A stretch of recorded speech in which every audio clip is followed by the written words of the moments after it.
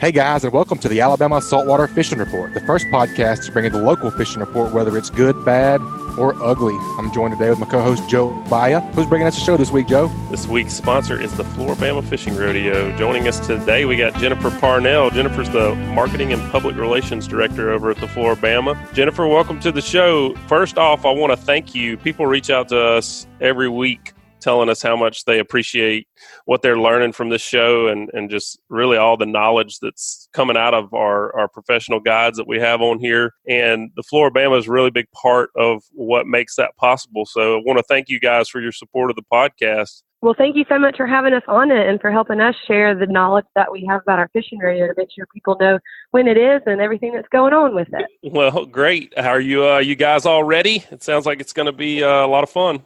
We are ready. We're so excited. It's one of the many events we do at Flora Bama, but it's one of our favorites. It took off really quickly from the beginning, and the community's been really supportive of it, so we're excited. We talked with Angelo DiPaola a little bit about it a couple of weeks ago, and one of the things I was noticing, this year's tournament's May 31st through June 2nd, and we've got June 1st is the opening of snapper season. How does that affect the snapper category? Well, we're happy that at least we do have the category. We still are able to have it in our tournament, so it's a positive thing that you can still fish for snapper and win prizes and be a part of the competitive division. But on May 31st, the fishing is open for the tournament, so you just won't be able to fish for snapper on that day. But hopefully people will be able to fish 2 days, and then they can fish on June 1st and come weigh in your fish and be able to compete for all the different categories for red snapper. Well, that's all right. Some of these guys need to get to work a little more often, so they need to be working on Friday anyway. What else is going on in this year's tournament? Tell us a little bit about it, what to expect. Yeah, so it's a really fun weekend at Flora Bama. We'll be set up with our weigh-in underneath Old River Grill, which is across the street from the main Flora Bama. We'll have a huge sponsor area in between Old River Grill and the Flora Bama Yacht Club. So we'll have all different kids' activities there and stuff for adults as well, and different sponsors with things set up for people to look and shop through and all that fun stuff. There'll be live music all weekend, so you can come, watch people weigh in, hang out, get some food, some drinks, listen to that live music, watch people coming in on their boats. It's a really great tournament because we call it the funnest fishing tournament on the Gulf Coast for all the reasons I just mentioned before. But we want it to be a tournament for every person, so we kind of say it's an every man's tournament. It's low entry fee, only $25 for a kid, only $50 for adults.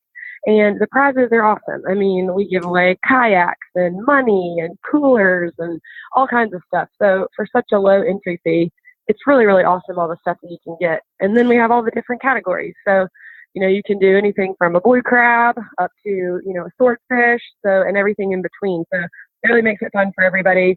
You can fish off your dock, or you can go out in a big boat and fish offshore. I mean, you can fish off from the beach if you wanted to. So it's really fun for everybody, and we just want people to come out and celebrate with each other and enjoy their weekend. Well, I know I'm looking forward to it. Butch, you looking forward to this thing, man? I am. I'm looking forward to getting over there and seeing what it's all about. I always like to kick back with a cocktail and watch some boats weigh in some fish for sure.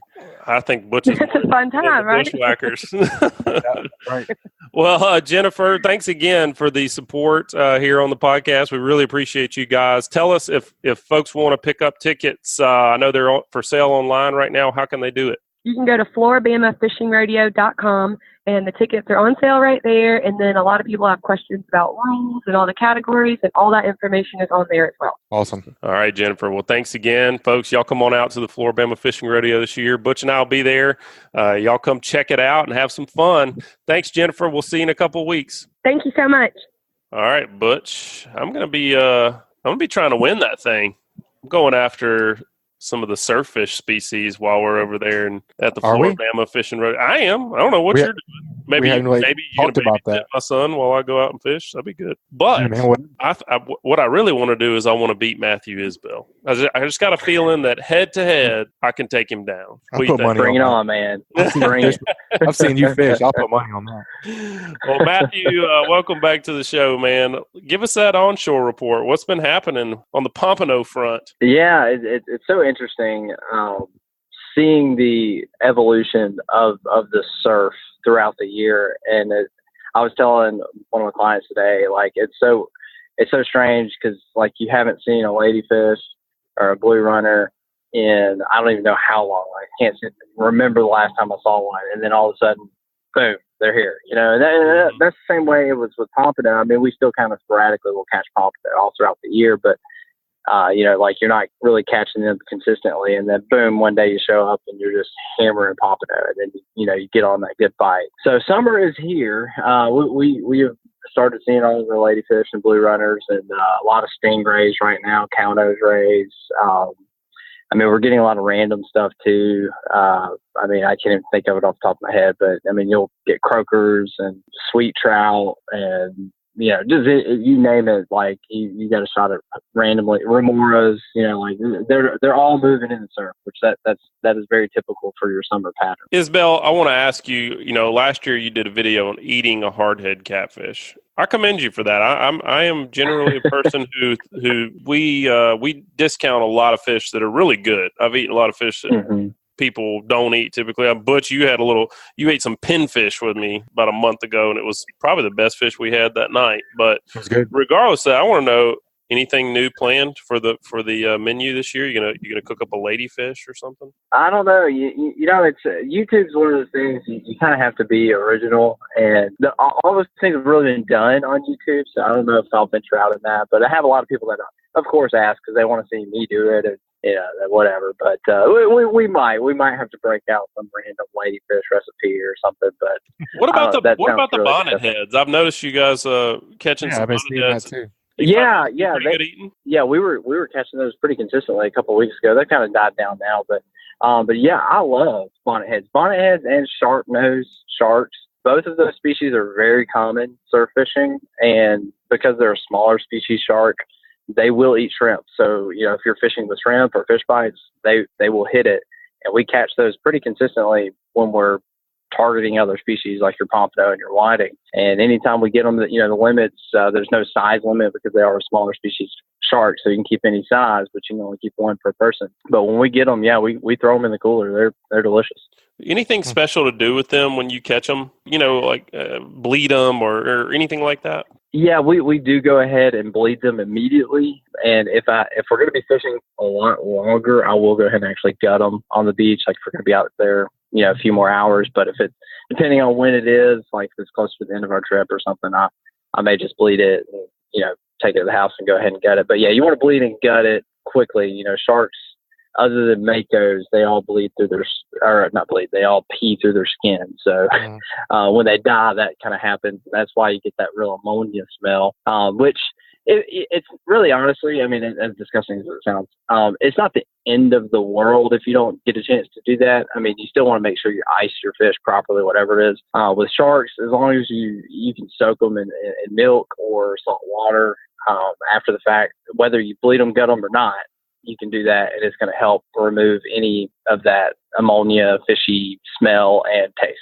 It'll help a lot. Well, enough of Isabel's recipe hour. Tell me a little bit about that dirty bite. I mean, you mentioned that there's just a lot of different things moving into the surf. Is there anything we can do right now to clean that up a little bit and maybe minimize the amount of undesirables that we're hooking? There's a couple of things you can do. Number one, you can try to figure out, like I talk a lot about, and we've talked a lot about it on this podcast, is finding what zone fish are running in.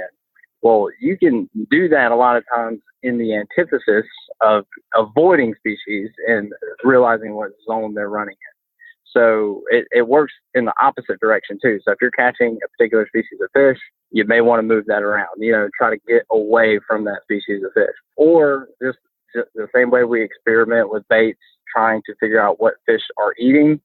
When you figure out what the fish are eating that you don't want to catch, you might want to think about changing up your baits to keep them off of it. For instance, this past week, we were in Orange Beach one day. We were catching a lot of blue runners.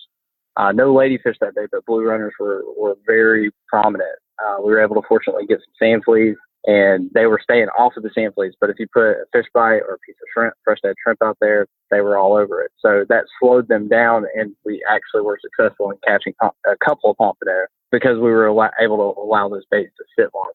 Right. Now, ladyfish, if they're around, they're going to hammer sand fleas. They love sand fleas. But, you know, you might can do just fish bites. They'll still hit it, but it may slow them down a little bit. Same with your catfish.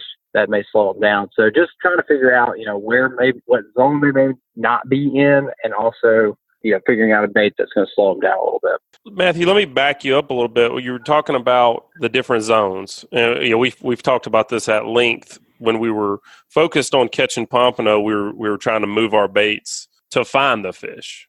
Now you're finding fish just about everywhere you're putting baits. Are you seeing that the pompano you're catching, are they running, are you getting a ladyfish on one strike and then the next strike is a pompano? Or when you find pompano that they're kind of off by themselves away from those other fish? It's a mix, especially with ladyfish. Like ladyfish tend to just get everywhere. But so it's hard to avoid those. Like you'll see a school, right. It's just like a freaking football field of ladyfish. But like the blue runners, they tend to act, from what I can tell, obviously I wish I could be underwater and see what these fish do, but they tend to act a lot like pompano. And, they run in schools, they're kind of cruising up and down the beach. They tend to be at a particular depth where we will catch them in one depth, but we won't be catching them at another depth. So you can kind of avoid those. And sometimes the catfish will be like that. They'll be at a particular depth, but not at others. Other times if the water's dirty, good luck. They're everywhere. But, it just depends on the species. It's hard to say yes or no, but if you're noticing one species over the other that you're having a difficult time with, if it's all of them, you're going to be in for a rough day. I mean, like that's just tough to try to, come up with the magic formula of avoiding all of them and getting just pompano. But, if you're only dealing with predominantly one species, usually we can figure out a way to overcome that, whether that's switching baits or putting baits in a different place. Good stuff, Matthew. As you know, we like to get that onshore tip from you every week. This week's onshore tip is brought to us by KillerDock. As anglers, we put a lot of time, money, and passion into fishing, but most of us don't have a fish cleaning station that we are proud of. Many of us are suffering from dock dysfunction. It's not a good thing, Joe. It's really not, Butch. Rotten table, rusty metal, this is just no good. The good news is the dock enhancement that we've all been waiting for is finally here. KillerDock uses marine-grade aluminum to make fabulous fish cleaning tables and stunning canopies that will keep us out of the sun. KillerDock combines durability, function, and design to uniquely upgrade your entire dock experience. Visit KillerDock.com to see more. Butch, did you see, I hated to see the damage that was caused down on Dolphin Island this past weekend by the storms / maybe there were tornadoes. I don't know if it was finally ever said. Whatever happened was not good. But did you see that picture of that one dock and it was just all torn up and everything, and then the KillerDock was sitting right there next to it? And I did. Nothing happened to it. Yep, I did, man. And like you said, that's some bad stuff, but that was a cool picture to see the KillerDock still standing there. That was. All right, Matthew, what you got for a tip this week, man? Since we've had finally the sand fleas show up in colonies now, they're always kind of around, but now you can actually spot colonies, which I wish there was a really good way for me to tell you how to spot colonies, but literally sitting on the beach with clients pointing at a colony, it's even still hard to tell people how to find them and see them. So trying to explain that over the phone will be even that much more difficult. But if you are at least able to see where colonies of sand fleas are, if you at least have that under your belt, the proper way to actually capitalize on that and rake them and rake dozens of them at in one rake is you want to make sure that you stay high. Like you want, when you spot that colony and you walk over to it, you've got to walk basically as far away on the beach from them as you can until you get squared up with them. So they're down in the wet sand. You want to stay as high in the dry sand as you can until you get up in front of them, and then you want to be patient, because they're not going to necessarily come up after every wave. That they'll come up after one, and then they may kind of stay deep for a minute. So you want to make sure you're patient and you really have a good idea of where those sand fleas are. And then, when you actually run down and get them, you'll know where they are and rake them. I just see a lot of people right now, they're just milling around in that, when they're trying to rake for sand fleas, they're just looking for them and they're walking around in the wet sand, right there by the water, or they're just kind of blind raking and they're just wasting time. You might pick up one or two, but if you do it that way, if you can spot the colonies, and when you go to actually rake them, if you're a little strategic about it, you can definitely be more successful and not waste a lot of time. Matthew, do you find that there's a better time of day where the colonies are coming up, easier to get to them? I've never done this, but a lot of people talk about going at night. I don't really see the point in that, because I think if you know what you're looking for, they're always there. I've seen them in the mornings, midday, evenings, So I hear a lot of people talking about going and using like a black light or a flashlight or something at night. And that may be effective to get more of them. I wouldn't know, but if you have a keen eye and you can kind of see what you're looking for those sand flea colonies, I mean, as long as you're patient and you look up and down the beach, you'll spot them. I mean, they're here now. I mean, they've been in Orange Beach, Gulf Shores, Fort Morgan. Like, I've seen them everywhere. So I mean, and that's another sign of something. I mean, like the same time we started seeing the ladyfish, sand fleas were here. So it coincides. Have you experimented? Y'all have talked a lot about putting a little tip of fish bite on the other side of a shrimp, making sure it kind of helps hold that shrimp on. Do you find that's necessary or even helpful with the sand fleas? Have you tried that at all? Oh yeah, we definitely. Most of the time, I will still put a fish bite on there with the sand flea, like the sand flea flavored fish bite, because it's orange too. So I mean, it helps stay on there. Yeah, it helps catch their attention. So, it just depends on the rig. I mean, sometimes if I'm using sand fleas or any natural bait, whether it be ghost shrimp or sand fleas or whatever, I may not use any floats just because that natural color is already there on the bait. And then I may tip it with a fish bite just to give it that extra pop that would come from a float or a bead or whatever. And so I may remove that stuff because I feel like you can get a little crazy with it. But if you've got that natural bait on there, maybe just something to help it hold it on the hook and just give it a little extra color with the fish bite. So most definitely, we do that very regularly. Well, Matthew, thanks for the report this week, man. That was a lot of information. Is anything new on the YouTube channel that folks should check out? I posted videos every week. I posted one yesterday talking about some rods and how to save some money. And some tackle stores may not like me about that kind of stuff, but I'm really trying to help the consumer. I really have the consumer's best interest in mind. So, because I have no loyalties, so I can talk about whatever I want. So that's right. It's helpful. well, I can vouch for a lot of other guys and just tell you that not all fishermen are interested in saving money, because that's right. It's very evident whenever you're out on the water. So yeah. I wouldn't worry about it too much. I don't think the tackle shops will have any problem with you doing that. This is true. Yes. Us surf fishermen, us land dwellers, usually we are the budget conscious. So that's right. We're the ones that are always looking for a deal. So that I try to help out where I can in that field. All right, Matthew. Well, thanks, man. We'll check back in with you soon. Good luck out there. All right. Thanks, man. All right, Joe, that was some great knowledge, as always, from the Bama Beach Bum. Let's head on down to, well, I don't know where he's at. How we doing today, Captain Bobby? What you been doing? I'm south. I'm south, Butchie. I'm south. I never know where you're going to be. It's hard to introduce you these days. There's either a seagull in the background or you're strangling a cat, one or the other. Yeah, that's right. Seagulls aren't a bad thing sometimes, you know what I'm saying? So sometimes They can give the fish away. Sometimes they hang around when you're cleaning fish, and that's what I got going on right now. So anyway. Well, that's always a good day. You know what? They don't ever make up the deal, dude. You know what I'm saying? You clean fish. And I'm going like, all right, guys, here's a few scraps right here. Show me where some trout are, man. Show me where some shrimp are coming out of the water. You know what I'm saying? That's what this is all about. It's got to be a two-way street. Well, the interesting thing about seagulls is they literally can hide behind atoms.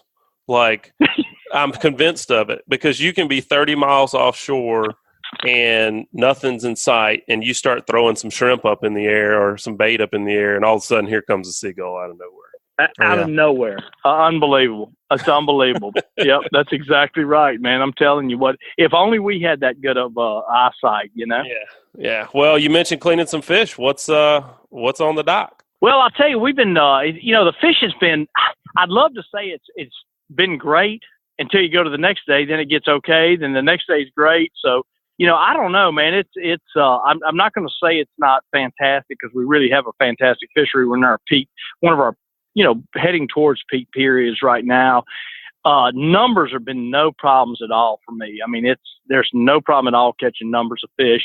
I just finished my third trip today, maybe my fourth trip today, where we actually used bait. And, it's kind of weird, man. I brought some bait one day because the guy really wanted to bring it, and we just smoked the fish versus the artificial bait. It was really noticeable.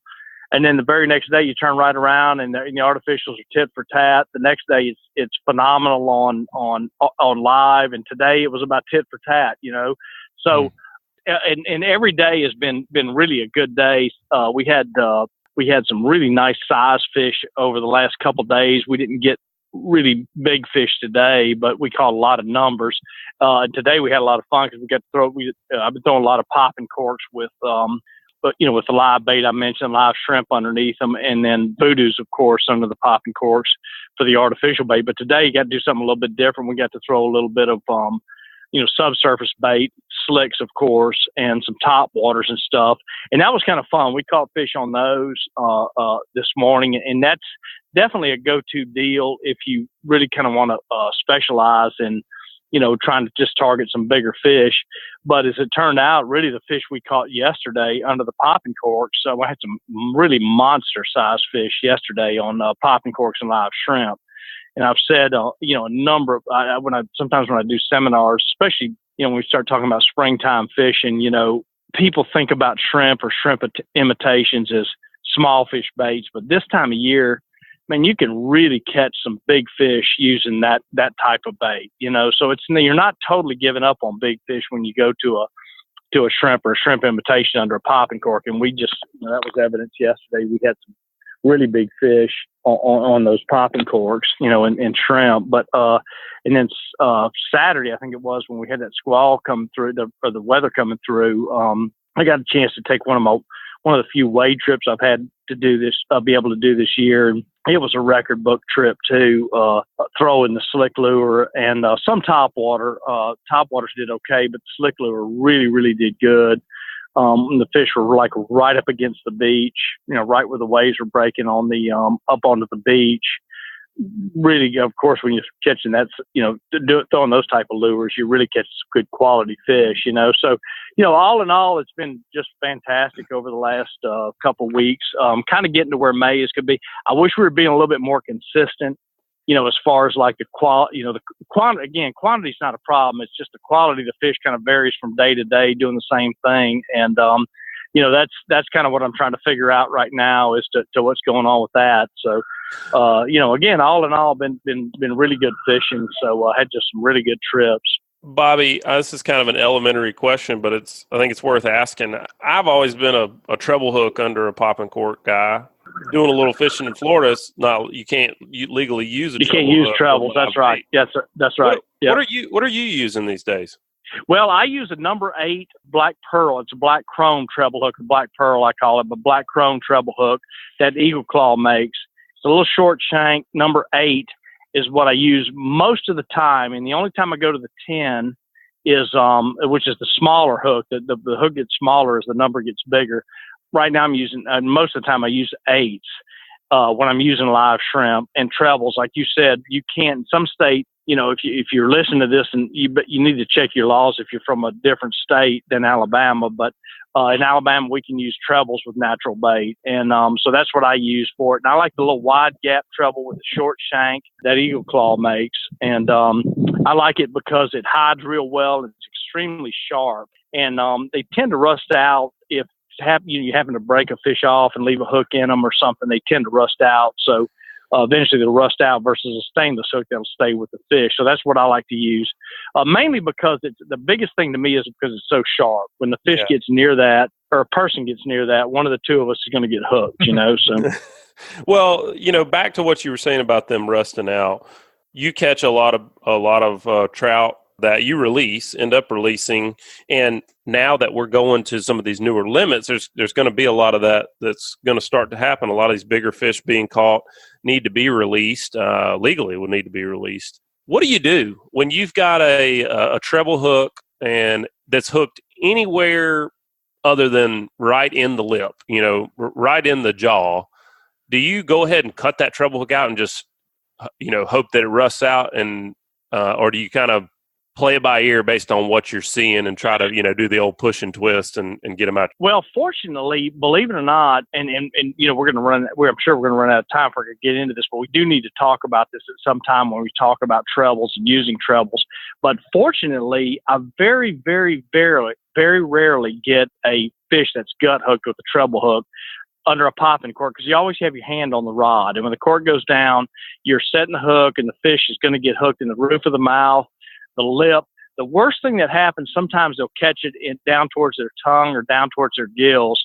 And so what I do usually when I start to get close to what I'm going to let people keep, if they're going to keep, some people may only want 2 or 3. I don't allow any more than 5 per person. But usually I'll say, guys, let's leave about 3 or 4 slots open, because eventually one of them might get hooked down where the gill kind of meets the bottom of their tongue. Mm-hmm. And you start getting that red, thick blood, that fish is going to die. The hook's easy to get out, but he's going to die. So I'll leave the slots open, and I throw those fish in the box. You know what I'm saying? So, but if you think about it, think about fishing with a cork. Your hand's always on the rod. So when the cork goes down, you're sticking the fish, and he's not having a chance to really get that hook way down in his stomach. In the event that he does, and it's very rare when they do, I do what you just said, Joe. I just cut the line and let the fish. I figure the fish got a better chance swimming around with that hook than he does me trying to dig it out, and he's got way better chance of living than he does if I throw him in the ice chest. I mean, I know marine biologists, but that's just kind of what I figure is it's 100% mortality rate if you throw him in an ice chest. So that's a fact. No arguing that. So I had never done any studies on it, but that's kind of what I'm figuring. You know?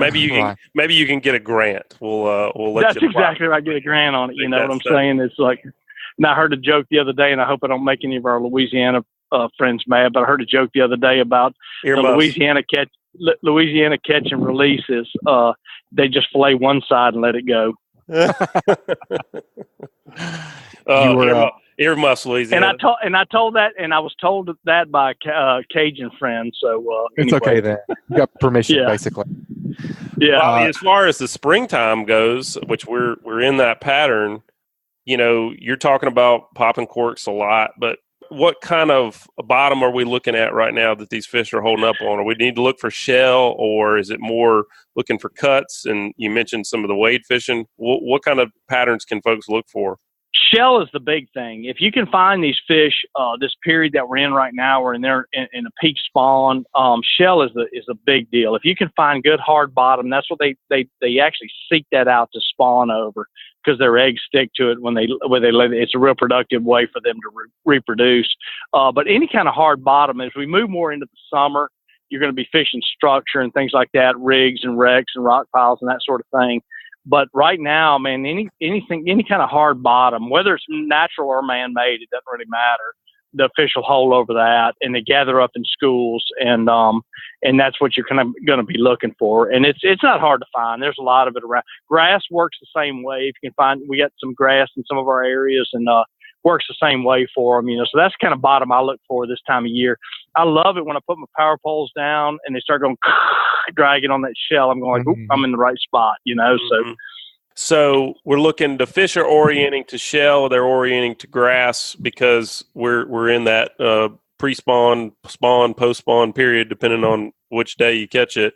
But once I'm there, once I'm in that, I'm on that flat. Okay, if I'm looking at a featureless beach, or it looks featureless to me, are you looking for birds? Are you looking for slicks? Are you looking for glass minnows? You know, at the top of the water. What's telling you to start? All of the above. Unfortunately, you don't see a lot of bird activity this time of year, because there's not a lot of shrimp around.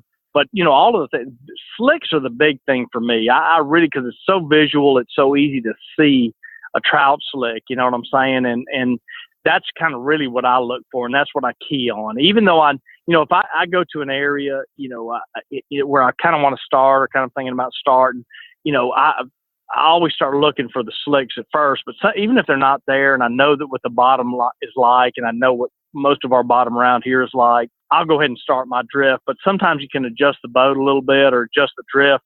You start to see slicks start popping up, you know, and get lined up with them, and that'll do it, you know. So to me, the big thing is slicks. And you mentioned glass minnows too. There's a lot of glass minnows. There's not a lot of shrimp, particularly down at the lower of the bend. There's not a lot of shrimp right now, so you're not going to see that bird activity. But the glass minnows is what they're really on. So it's, you know, we're catching a lot of fish when you're popping that cork and you see glass minnows shower, because that's a lot of what they're eating right now is the glass minnows. You know, so I love seeing that when we're popping that cork, and glass minnows are showering every time you pop it, you know. That's something you want to see for sure. Yep.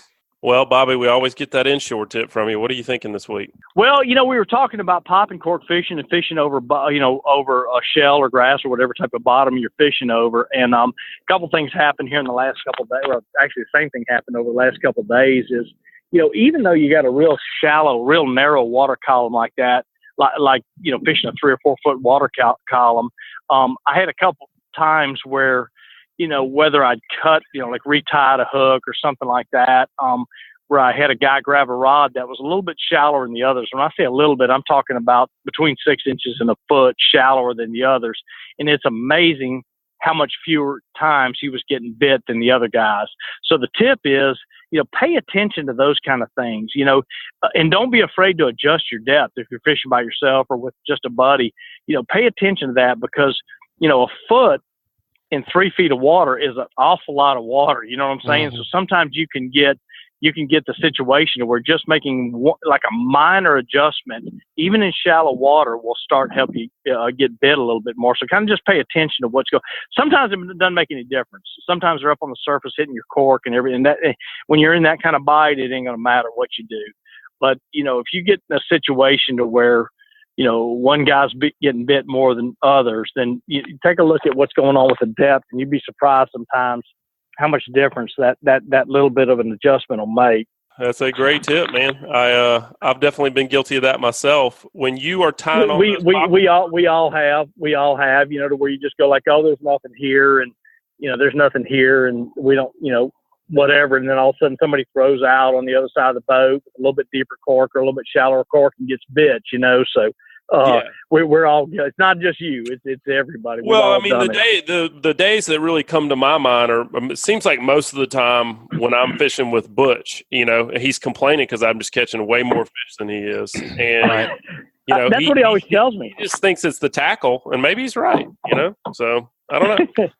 Well, Bobby, thanks, man. Thanks for the good report this week. Good luck out there, bud. We'll check in with you again soon. Okay, guys. Y'all, thanks for having me on. Thanks, Cam, Bobby. Keep whacking them. All right, Butch, let's wrap this thing up with an offshore report. Let's take it on down to Dolphin Island. Leaving out of the Dolphin Island Marina, we got Skipper Theory on the line. Skipper, how's it going out there, man? All right, guys. Got really nice out today after a couple of choppy days earlier in the week. It was really nice out today. Not too hot. Nice little easterly breeze. Or enjoy it while we can. I bet today was nice. Not many leaves moving here in Theodore, Alabama. I bet it was slick. No, it was. Nice little light east current. Water's clearing up a little bit every day. You guys just been bottom fishing? Just bottom fishing this week. Dad got in from offshore yesterday. They had a nice trip. A few tunas, some nice dolphins showing up. They had a blue marlin on. Just lots of bait. It's finally getting to be summertime the last couple of weeks. I think we talked about that a little bit last week, Some bait showing up. Lots of bait showed up this week. I'm going to make a prediction. That's scary. Let's have it. I really feel like it's going to be one of those dolphin summers. You know what I mean? Where you just lots of mahi out there. Yeah, there is a lot of sargassum starting out just, 20 miles. And I don't know where it stops, really. There's a lot of it. Scattered mess, I'm sure, unless something pushes it up, huh? Man, there's little lines. There's giant patches. There's just miles of it, really. That is good and bad, I think. Yeah. And you may have I kind of missed what you said a little bit, Skipper, but is some of that grass, kind of a little more near shore as well? You seen it, on your day trips as well? Yeah, it probably starts. This week it's been out 25, 30 miles. Today there was a couple of lines of it, actually, since it calmed down, Mm-hmm. And looked around them a little bit today, didn't see anything. But I could remember years where you couldn't even, I know, remember me and you worked on the back deck, there was some years where you couldn't even put out a trolling lure for months. It was pretty much impossible and miserable to troll. And then some summers you just don't see it. Isn't that weird? I guess maybe the current from the Sea of Sargasso is different or something. It doesn't get pushed over here. It's funny how that works out. Right. What about blue water? How far is that stuff? I believe, man, I'd hate to lie to you. I believe it's pretty around all of the offshore rigs, starting around 55 miles or so. Pretty decent. Pretty decent. 20 or 30 miles? Yeah, it's a good clean green. A few mackerel around. We've caught a couple of mackerel this week, but not a lot yet. Catching them on drift lines or fast trollers? These have just been on fast trollers this week, but just getting in the summertime pattern, hopefully, man. No doubt. Yeah, Skipper, for sure. We talked with Angelo DiPaola a couple weeks ago at length about fast trollers. And do you have a favorite speed that you enjoy? You feel like you pick up more bites? I think we get more bites at 12 or 13 knots than we do when we're up there at 16, 17, like we cruise sometimes. But, I mean, I have caught them a good many fish at 16, 17 knots. But I think you get a few more down there, 11 or 12, somewhere in that range. Yeah, I agree with that. I think there's a lot of factors that go along with that, too. You know, you're just covering more ground when you're going 18 or 19 knots, obviously. So you're just probably seeing more fish, Sure, too. sure. Triggerfish is closed, right? Closed Friday. Yeah. Oh, man, we threw back some nice triggerfish today. A few jacks on some spots were really pretty. That'll open the 1st of August. How deep are you seeing those jacks? They were about 130 feet today, but we've been seeing a few everywhere, really. You know, without targeting them, it's hard to say, but for sure, catching a few along. Good deal. Everybody's getting fired up for snapper season, June 1, couple weeks, huh? Man, it'll be nice to put a few of those in the box. Color? Obviously caught some nice ones today and had to throw them back. Yeah, it'll be great to get a little revenge there. And just makes our life so much easier when that's open. Well, speaking of snapper season, it's coming up. There's going to be a lot of boats on the water, a lot of boats. And it's a good time for folks to be a little frustrated. But you also got to be thinking safety when you got that many people on the water. And Skipper, you got a good tip this week. I really like your tip. A lot of people don't realize what you're going to tell us. This week's offshore tip is brought to you by the Alabama Gulf Coast Slam Fishing Tournament. It's going on now through May 18th. There's daily weigh-ins from 11 to 6 at Zeke's Marina in Orange Beach and Fort Morgan Marina at Fort Morgan. No registration is required for anglers fishing aboard a registered chartered vessel. Registration is required for pier, bridge, surf, and jetty fishing. For more info, visit AlabamaGulfCoastSlam.com. All right, Fire Marshal Skipper, give us a safety tip of the week, man. I would say one of the biggest hazards we have, you know, like navigating in and out of, say, Billy Goat Hole, or I'm sure it's the same situation at Orange Beach Pass, Destin Pass, whichever crowded pass you're coming in and out of, is there's bigger boats and smaller boats. And like at Dolphin Island, you got the ferries, you got the 2 giant crew boats, and there's a few bigger charter boats like this one too. I think a lot of people just don't realize that, like the Escape at a dead idle, my boat, or one of those big crew boats, at a dead idle is around 6 knots.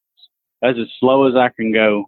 You know, and a lot of times somebody will pull out in front of you or pull in front of you, and they're idling in, say, a single outboard or a dual outboard. And I'm just fighting to maintain steerage, taking my motors out of the gear. And they probably think that I'm being a jerk or something, you know, riding up on them. But it is really a struggle in a narrow channel with these larger boats that idle fast. So, I mean, just be aware of that. Maybe pull in behind a larger boat instead of, you know, running in front of them more. And because, you know, a boat like this or one of those big crew boats, 80 or 100 tons, that's a heck of a lot of momentum.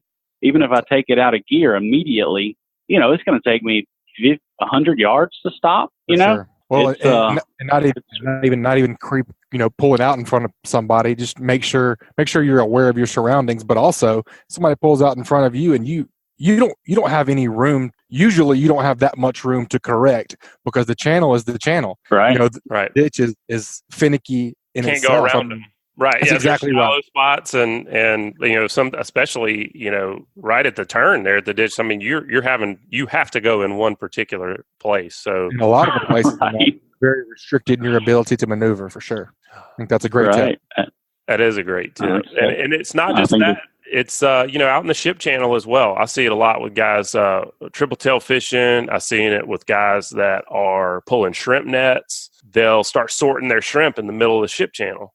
Or, you know, or they're triple tail fishing and they're fishing a buoy or something or a piling, and they've got their boat hanging out there. Well, one of those tankers that's coming through there, they can't stop. You know, I mean, it's so it is, and you just don't realize how much faster those big boats can go at idle and they're not throwing a wake. You know, so you just don't really realize it if you've never been on one. So. Good tip, man. I like that. Well, Skipper, if folks want to get in touch with you and book I know you'll got some walk-on trips that are going to be coming up for snapper season. What's the best way for them to reach out and book a trip? When are y'all running those walk-on trips? We are doing walk-on trips on definitely on Sunday, Monday, and Wednesdays.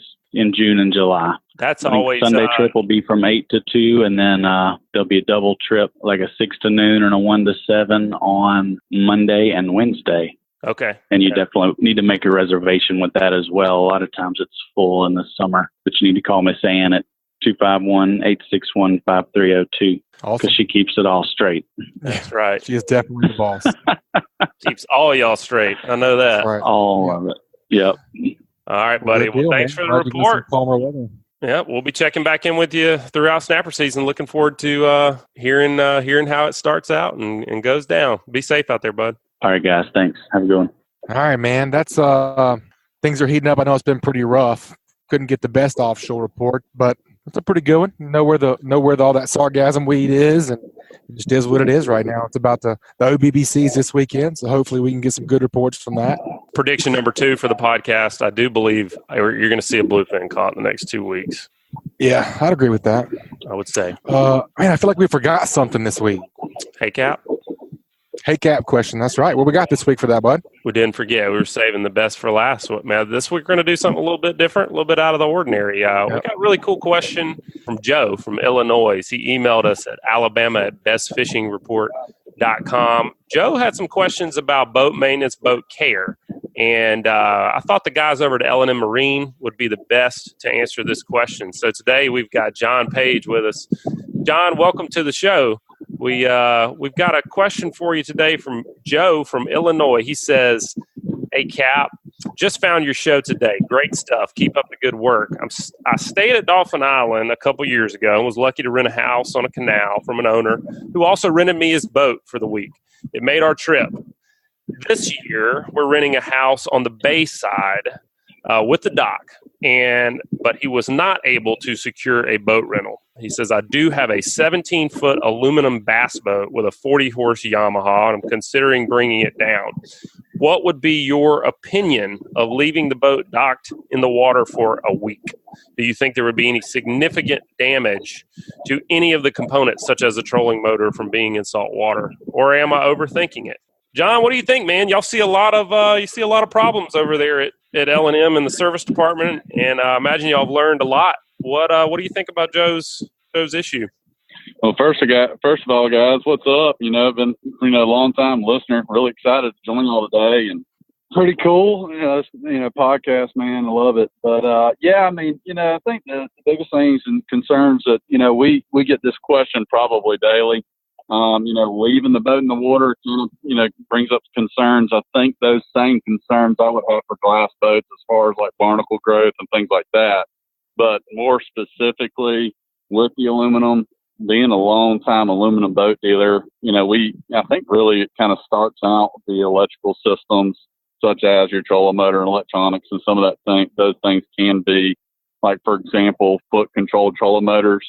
With the foot pedals are kind of exposed. If you flip them over, you kind of see a lot of those components aren't necessarily like waterproof. But more specifically about the boat itself, a lot of the boats that we sell nowadays, all of them are, 50-52 alloy, which is a marine alloy aluminum material. So saltwater, you're fine. It's just the biggest thing. I think what people, our customers included, have to be aware of is that there's only a few of those aluminum bay boats and aluminum even bass boats. Most of those boats aren't self-tailors like these glass boats are. So if you're going to leave it tied up, you really need to have, a good bilge pump in it, and maybe even, some kind of way to have a backup power source or something like that. That way, if your automatic bilge comes on, you need to have it charging. But, the biggest really issue that we run into, kind of circling back to that electrical side of things, is where people start, maybe installing their own kind of LED lights up front. They might be running some electrical wire throughout the boat. And, you got to think about it with aluminum. If you drill any hole or you're trying to run that wire through any of those cap rails, you can strip that insulation back. And of course, if you do that on a glass boat, you might never know, as long as obviously hot and ground aren't touching. But, you could cause some electrolysis, and that could be your issue. But, if you've got one of these modern day aluminum boats, they are more than able to handle the saltwater environment as long as you kind of, really take care of them, our service department deals with it daily, using really good, butt connectors, heat shrink butt connectors, tinned wire, and then, making sure, when we do add all these accessories that everybody's putting on these boats. I mean, I know y'all have been on boats with iPilots, and we, certainly I almost feel, like I forgot something if I don't have an iPilot in front of my boat when we go fishing now. It's just such a, really a blessing, how easy that really makes the whole experience, the accessories has gone wild, so people are adding, multiple units, and, a lot of voltage is running through these boats. So if you're really, running that wire, that cable incorrectly, it can really cause some issues with electrolysis. And if that's the case in an aluminum boat, you will experience issues. But even down to the trailers, we kind of learned the hard way years back, carpeted bunks, boat lifts, that might have carpet on them. All that really needs to get to that composite material instead of that carpet, because it dries. It's as simple as that. Carpet's going to hold that moisture in there, and, you're going to have some issues in the long run. I mean, it's something you're really not going to experience maybe for a few years even, but, the carpet on these trailers, even the bunks on these boat lifts, I mean, that's kind of the first concern. And then once you kind of get past that, because pretty much any boat you buy from us right now, any aluminum boat, even like our little 16-foot John boats, like our express line of boats, most of those even have the composite covers over those bunks too. But electrical is the biggest concern that I just kind of leaving a boat in the water, especially if you don't have like a way to disconnect that battery through a battery switch and there's current running through the boat all the time. It's just making sure you got a really good, ground, and making sure if you do your own electronics, if you really kind of take your time, make sure you're not stripping that insulation when you pull it through. Aluminum boat, you could have an edge that's like a razor blade, and that's really the biggest concern. I think the aluminum boat industry as a whole has gotten better and better and better with like quality control. I mean, we've seen a drastic difference, I think, in the last couple of years, even compared to when I first started doing it. I kind of got into it when the boom happened, when the volume went way up. And I think that, a lot of these manufacturers are just now catching up with the people that they're hiring, to make sure all these processes are, I guess, implemented correctly, But yeah, I think it's something that you really, Joe from Illinois, yeah, man, I think you're fine. I just think a week, I would probably somewhere in that time frame, maybe put it back on the trailer, mainly because of barnacles. But I think the same thing would be said on a fiberglass boat. I don't know if I'd want to leave my, I got a Blazer Bay. I don't know if I'd want to leave it tied up to a dock for a week. Right. So, past that, the self-bailing thing, you got to be concerned about that. And the only reason there is just because of we get one of these storms to come through, the kind of rainfall we can get. And then number two, depending on kind of electronics and accessories you have on the boat, some of those are from these manufacturers aren't rated for saltwater, Yep. And but I mean, like, for example, our line of boats, Express, Excel, all the aluminum lines that we carry, they've really caught up to, people wanting to use these boats in saltwater to the point where, I mean, probably at least half of the boats we sell, they're primarily saltwater boats. Sounds like Joe should be in good shape then. Maybe pull her out halfway through the week and wash her down real good and make sure your battery's all good and charged. Because in June, for a week, I can pretty much guarantee you're going to get at least a couple of afternoon thunderstorms if your boat's not. You're going to get a few inches of rain in that boat, no doubt about exactly that. Right. Oh, yeah, absolutely. Well, John, thanks for coming on and answering the Hey Cap question this week. Folks, if y'all want to get in touch with L&M Marine, just head online to southernfishingboats.com. And John, if they want to call you guys over there at the dealership, what's the best number to reach you? Best number, man, is going to be 251-937-1380. All right, John. Awesome, John. Good luck, man. We'll be checking back in with you guys soon, and hope you guys are selling some boats. Thanks, guys. Appreciate the opportunity. See you, John. All right, bud. All right, man. That's things are heating up. I know it's been pretty rough. Couldn't get the best offshore report, but it's a pretty good one. Know where all that sargassum weed is, and it just is what it is right now. It's about the OBBCs this weekend, so hopefully we can get some good reports from that. Prediction number 2 for the podcast, I do believe you're going to see a bluefin caught in the next 2 weeks. Yeah, I'd agree with that. I would say. Man, I feel like we forgot something this week. Hey, Cap. Hey, Cap question. That's right. What we got this week for that, bud? We didn't forget. We were saving the best for last. Man, this week we're going to do something a little bit different, a little bit out of the ordinary. We got a really cool question from Joe from Illinois. He emailed us at alabama@bestfishingreport.com. Joe had some questions about boat maintenance, boat care. And I thought the guys over at L&M Marine would be the best to answer this question. So today we've got John Page with us. John, welcome to the show. We've got a question for you today from Joe from Illinois. He says, "Hey, Cap, just found your show today. Great stuff. Keep up the good work. I stayed at Dauphin Island a couple years ago and was lucky to rent a house on a canal from an owner who also rented me his boat for the week. It made our trip.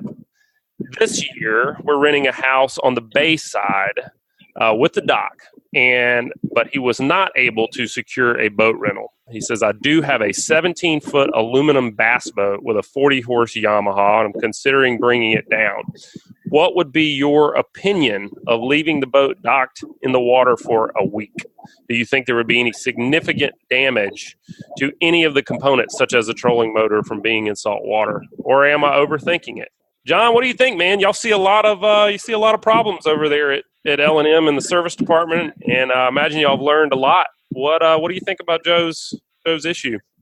Well, first of all, guys, what's up? I've been a long time listener, really excited to join y'all today, and pretty cool. Podcast, man, I love it. But I think the biggest things and concerns that we get this question probably daily. Leaving the boat in the water, brings up concerns. I think those same concerns I would have for glass boats as far as like barnacle growth and things like that. But more specifically with the aluminum, being a long-time aluminum boat dealer, I think really it kind of starts out with the electrical systems, such as your trolling motor and electronics, and some of those things can be, like, for example, foot-controlled trolling motors. With the foot pedals are kind of exposed. If you flip them over, you kind of see a lot of those components aren't necessarily like waterproof. But more specifically about the boat itself, a lot of the boats that we sell nowadays, all of them are, 50-52 alloy, which is a marine alloy aluminum material. So saltwater, you're fine. It's just the biggest thing. I think what people, our customers included, have to be aware of is that there's only a few of those aluminum bay boats and aluminum even bass boats. Most of those boats aren't self-tailors like these glass boats are.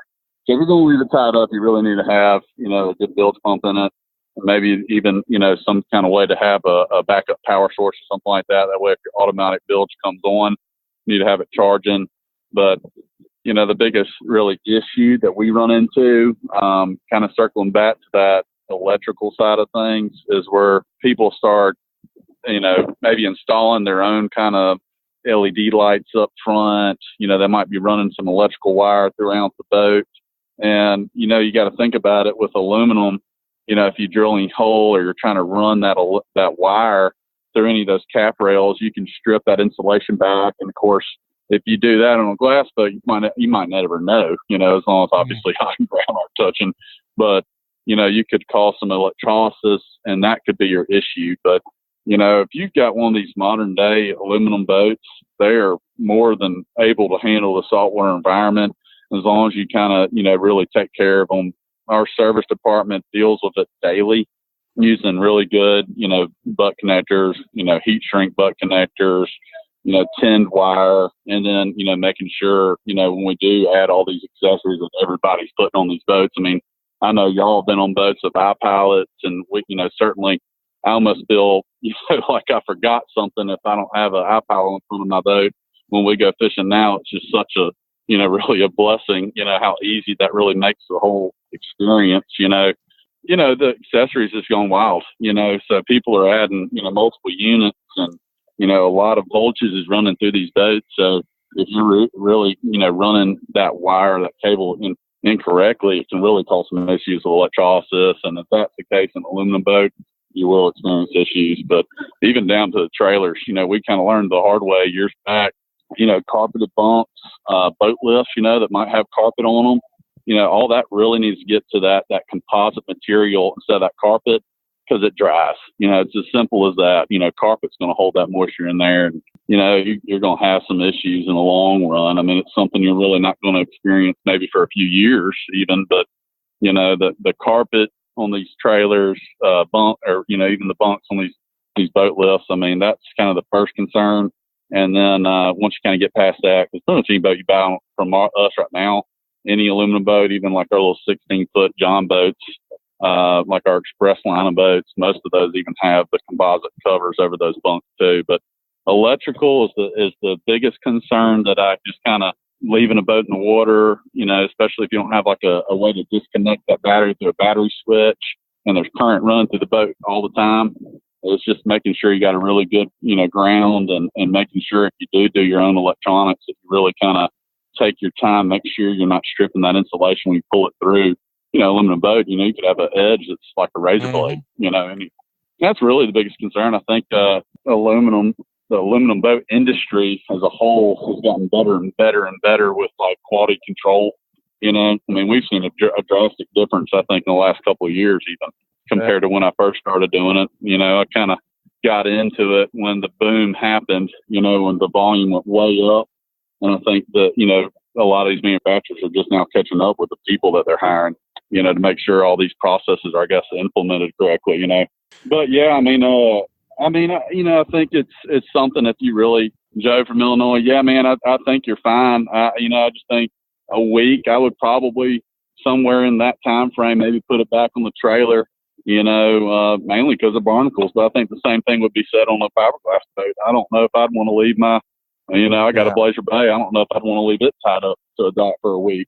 Right. So, past that, the self-bailing thing, you got to be concerned about that. And the only reason there is just because of we get one of these storms to come through, the kind of rainfall we can get. And then number two, depending on kind of electronics and accessories you have on the boat, some of those are from these manufacturers aren't rated for saltwater, Yep. And but I mean, like, for example, our line of boats, Express, Excel, all the aluminum lines that we carry, they've really caught up to, people wanting to use these boats in saltwater to the point where, I mean, probably at least half of the boats we sell, they're primarily saltwater boats. Sounds like Joe should be in good shape then. Maybe pull her out halfway through the week and wash her down real good and make sure your battery's all good and charged. Because in June, for a week, I can pretty much guarantee you're going to get at least a couple of afternoon thunderstorms if your boat's not. You're going to get a few inches of rain in that boat, no doubt about exactly that. Right. Oh, yeah, absolutely. Well, John, thanks for coming on and answering the Hey Cap question this week. Folks, if y'all want to get in touch with L&M Marine, just head online to southernfishingboats.com. And John, if they want to call you guys over there at the dealership, what's the best number to reach you? Best number, man, is going to be 251-937-1380. All right, John. Awesome, well, John. Good luck, man. We'll be checking back in with you guys soon, and hope you guys are selling some boats. Thanks, guys. Appreciate the opportunity. See you, John. All right, bud. All right, Butch. The guys over at L&M, they deal with a lot of maintenance issues, and they've got a big service department, a big parts department. So I'm sure they see everything there is to see with regards to folks tearing stuff up. I tell you, one thing we didn't hit on though is, and I'm just trying to think. Joe being from Illinois may not be used to the tides that we have. Mm-hmm. And I wouldn't think they get much tide there in Illinois. I can't say. But right, but I think that I can say. The other thing, Joe, you need to think about if you're going to have your boat in the water for a week or even just for overnight is how you tie that boat up. If you get a big swing in the tide and you don't have your boat tied up correctly, that can be a sunk boat right there at your dock. If you let that boat get underneath the dock and then the tide rises when that boat gets underneath the dock, you're gonna have an issue. If you hang an edge of that boat enough for water to get in, that can be. I've seen. I mean, we see it a lot. I'd say monthly. I see a boat sunk at the dock, and it's usually from a bilge pump going out. Boat was taking on water, and the bilge pump runs the batteries down, or somebody didn't tie that boat up right. So make sure when you're on a low tide that you've got that boat tied up as tight as you can. You want those lines to be tight. That way, when the tide rises, you've got as much tension as you can. And when you've got that boat on, if you're tying it up on a high tide, you want to make sure you got those lines with a little bit of slack in them. That way, when the tide goes out, same thing. Got a little bit of give, and you don't let that boat. Because I was down in Butch. I was down in Crystal River, Florida, one time, and they get a much bigger tide down there. And I watched a boat sink from a high tide going to a low tide. The guy tied it up super tight.